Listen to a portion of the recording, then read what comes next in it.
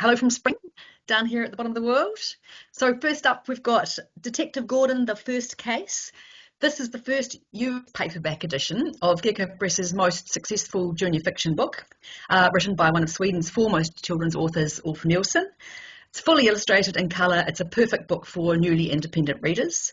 So we've sold 100,000 copies of all editions of this series worldwide. In the first case, this book continues to sell steadily all around the world. It received a starred review from Booklist. It was in their top 10 crime fiction for youth. It was selected as Best Book of the Year by the Horn Book. It was a New York Public Library notable children's book. It was shortlisted for the Marsh Award for Translation in the UK and received an IBBY Award for Translation. So it comes very much endorsed and lauded. So the first case introduces Detective Gordon, a rather tired toad on the brink of retirement who loves cake more than solving crimes. Investigating the mystery of stolen nuts that opens the book, Gordon discovers a new assistant, a perky little mouse called Buffy. So they solve the mystery together, and Gordon now has someone to share his load as police officer and also to share his cakes. So there are themes of empathy, thinking from other points of view, and welcoming newcomers. But above all, it's a very warm, characterful, and very funny story. Another paperback release. This, again, we have released in hardback previously, and it's our first paperback edition. And again, it's an enduring seller for Gecko Press and in the many other languages in which it is published. So in this book, the big bad wolf brags his way around the forest, demanding admiration from all the familiar fairy tale figures he meets along the way. They all nervously agree that indeed he is the terror of the woods, he is the baddest guy around. But soon the wolf meets a little toad of some sort, who insists that its mother is the strongest, invoking all the wolf's fury until we reach the fantastic twist ending where we see that the little toad is a baby dragon and its mother is indeed more terrifying than a mere wolf. So the book has many touchstones that teachers and librarians and families look for. It's a very fantastic read aloud. It's a fractured fairy tale. It has themes of power and self-awareness and those kind of playground politics. But most important at all, it has this really brilliant, really enjoyable language. Another new revised edition, Timeline. This is the most successful non-fiction book Gecko Press has published. Its release nearly 10 years ago lifted us a notch, particularly in the UK market, and placed us on shelves alongside publishers much bigger than us. We've sold just on 50,000 copies worldwide. And so next year we release this updated edition, which marks the 10th anniversary. So along with the new cover, the book has 3 new pages. They take us through the early 2000s into today and pointing a little towards the future. And if anyone who doesn't know the book, starts with the Big Bang, and then it illustrates the history of the planet in this continuous story, spread by spread. And each scene covers a period in history, shows key events, aspects of culture all around the world. It has the appeal of infographics and maps books with short texts that tell key facts, but also stories. So it includes myths and fiction alongside history, science, and politics. So it creates this really broad, really entertaining representation of the human story. Peter Huss's illustration style is really remarkable, and this book has established him as a leading illustrator, and he's now recognised worldwide. And just the other thing to say about the book is that one of its really strong appeals is that it travels across ages. So it works as a gift for adults. It's a really lively reference for children in classrooms, goes right through to YA age group, and it's a really a good classroom resource. So moving on to our new books. This slide, you can imagine a beautiful gouache illustration of a forest with a cute little squirrel and a very cuddly mushroom, both with very big expressive eyes. We chose the picture book Is It Asleep? Because this book is Gecko Press in its soul. It's by French author illustrator Olivier Taïek. He also wrote and illustrated A Better Best Friend. That was one of our most successful picture books released this year, now in its second reprint. So the hero of both of these picture books is an overthinking squirrel and his best friend, a mushroom called Pock. The books are really exceptional for the way they fully capture childhood feelings and experiences. So Squirrel and Mushroom find a bird asleep on the path, and they sit and wait for it to wake up for a very long time, eventually realise the bird must be dead. So they set about giving it a really beautiful send-off. I think this is not a book about death at all. It's a book about the comings and goings of nature. A dead animal on a path is something most children will come across and most are not fazed by. But it's about different ways of respecting and honouring someone you've lost or something you've lost. It's about what might happen at a funeral um, in a completely agnostic and very open way. The story has a lot of warmth, a lot of humour. It's very light, so it makes this potentially serious topic accessible through that play and humour. And we end the book with a new beginning and with birdsong. So it's funny, it's open, it's easy. It's one that really stays in the heart, and it ends with a lift to the heart. It's a beautiful book. So this is by a Catalan author and illustrator, Enric Lux. It's a drawing guide, but with a really big difference. It's brilliantly original and anarchic, and its message is to follow your imagination, not to follow the rules. So each spread shows us something, how to draw something from an unexpected starting point. So how do you draw an elephant? Well, you start with a teapot, of course. How do you draw a horse? Start with an elephant. So one object leads on to the next page by page. As the book goes on, the model changes to keep us interested.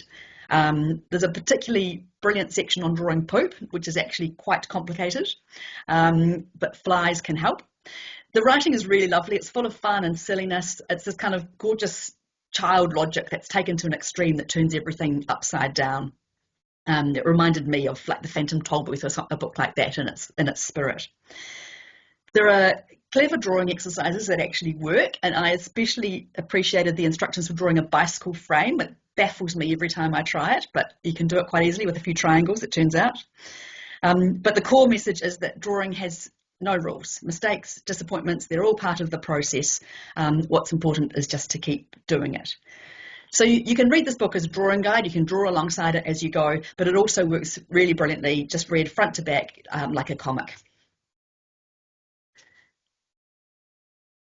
The Monster in the Lake, this is Leo Timmers. So you can imagine a very beautiful painted illustration with the extraordinary level of detail and precision in the portraits and the animal figures. So Leo Timmers is one of our most commercially and critically successful authors. He's had books chosen for the New York Times, New York Public Library Best Illustrated Book, the New York Times Best Book of the Year. He sells very strongly for us around the world. Internationally, he's published in multiple languages. He has a very large fan base. So our new picture book from Leo, we do one a year generally if we can, The Monster in the Lake. This is a fun story about being brave, being open to imagination. So the ducks want to go swimming in the lake, but Eric the duck is nervous because he's heard there's a monster living there. Eric's friends are very dismissive. They swim ahead of him, oblivious, tell him not to worry. Well, Eric, trucking along at the back, discovers that there really is something in the lake. Only it's not so scary after all. He dips his head under the surface and discovers this spectacular mechanical monster with a whole world of fishy friends. At the centre of the book is this giant fold-out spread with a full underwater wonderland scene full of detail and mechanical marvels that Leo Timmers fans will absolutely love.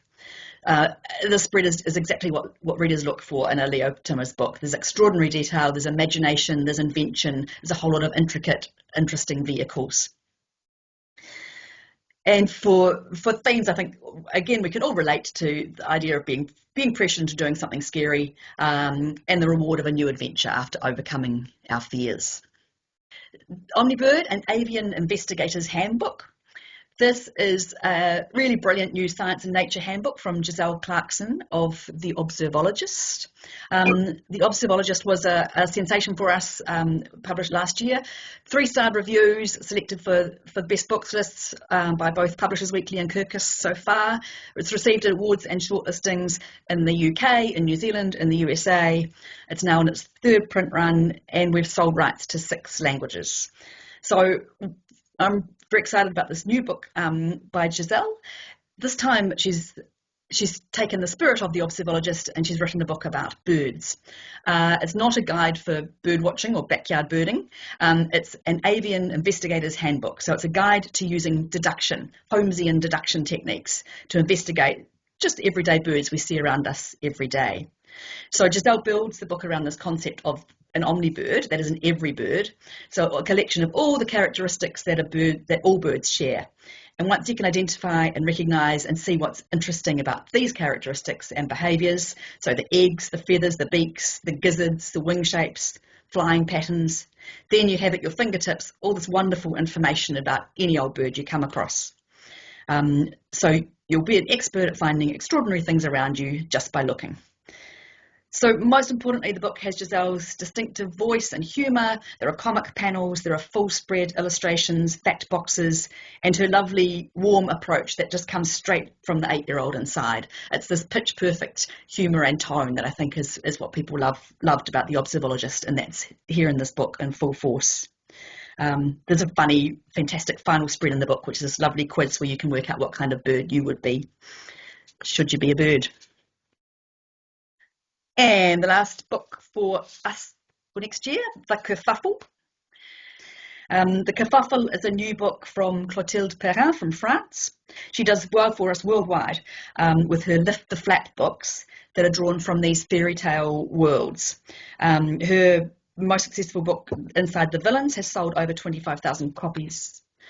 So this new book is really great for a slightly younger audience than most of her previous ones. It has a smaller format, very cute animal characters, and a simple but perfectly executed flap technique for telling the story. I think that's one of the important things about Clotilde's books, is that they use flaps and pull-outs and pull tabs, but they're always like intrinsically built into the storytelling. They're never gratuitous. So the dog and the cat are happy neighbours until they have an argument. They don't even really know what it's about, but they can't stand each other anymore. What a kerfuffle. So up goes a wall between their gardens, and the wall is built up with the book's flaps as you turn the page. Soon the wall's as high as their houses. They don't have to deal with each other anymore. It's beautiful. But a friendly rabbit appears on top of the wall, and they both want a new friend for themselves, and so that starts a new kerfuffle. They decide to tumble all the bricks down. Again, that's done using the flaps of the book, and build a new room for the friend, so they can all three play together. But this kind of easy ending is undercut in the final flap when we are revealed some new neighbours. In fact, the three little pigs in their own brick house, and that causes a whole new kerfuffle. So it's a really great ending that avoids being moralistic, but it does leave lots of space to think and talk about sharing, making friends, enemies, borders and boundaries, and the need to find a way through differences. Clotilde Perrin's illustrations are just chock-a-block with this imaginative detail, and that's, I think, one of the reasons for their success. And her childlike spirit is in full force. So this book, as with all the others, has all these fun labels and stories in the background illustrations. They're deeper than just the flap story on the front. So you follow the silent stories of birds that have a meeting and then have an egg which hatches in the nest, and a mouse that helps another mouse to escape from a cage. Lots of little details to follow for careful lookers. So this is our holiday gift book that's pitched firmly to the trade and to indie bookstores for that Christmas holiday season end of the year. And that's Gecko Press for 2025.